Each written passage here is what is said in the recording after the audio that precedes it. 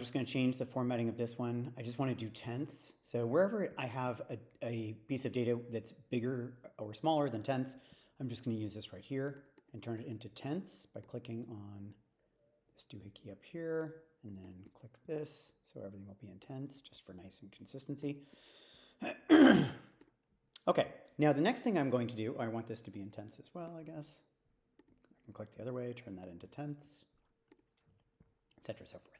Okay, next thing I want to do is I'm going to go ahead and calculate the MAD. Remember what the MAD is. The MAD is the deviation from the mean. So it is the average of all of the deviations from the mean.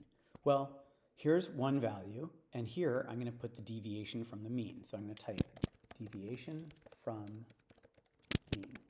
And the way I'm going to do that is I'm going to say equals absolute, and then I'm going to choose this cell right here. So I just clicked on it, minus the mean.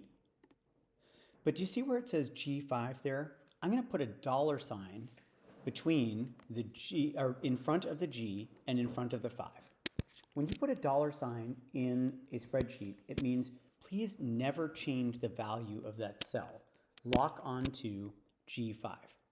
So the reason why that's significant is I can actually paste down, and you'll see this was A4 minus $G5. This is A5 minus $G5. A6 minus $G5.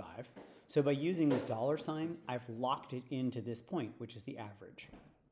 Once again, I'm going to get rid of some of my decimals. So I'm going to decrease the amount of decimals I have here by clicking this thing until I get down to tenths.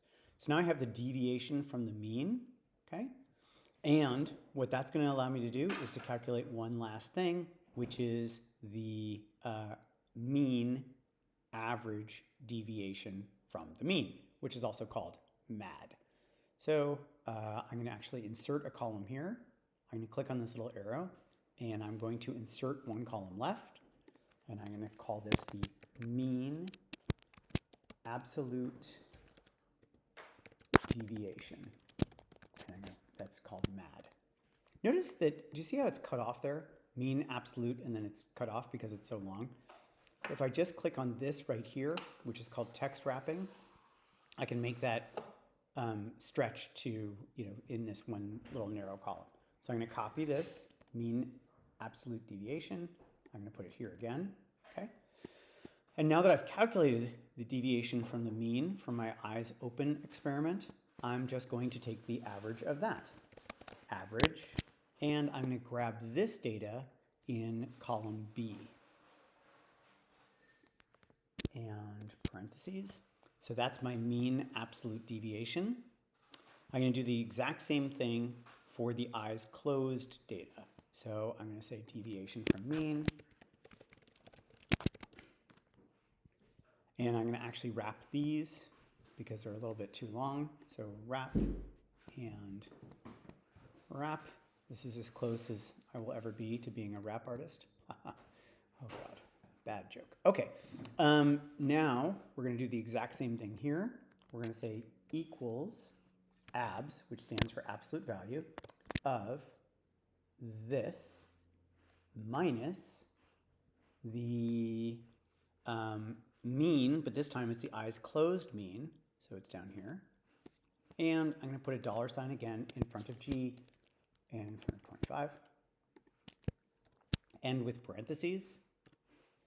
And it suggests an autofill for me, which is correct in this case. I'm going to decrease the decimal on all of these. And right here, where it says mean absolute deviation, MAD, I'm going to say equals average. And I'm going to take the average of this data here, which is my eyes closed experiment.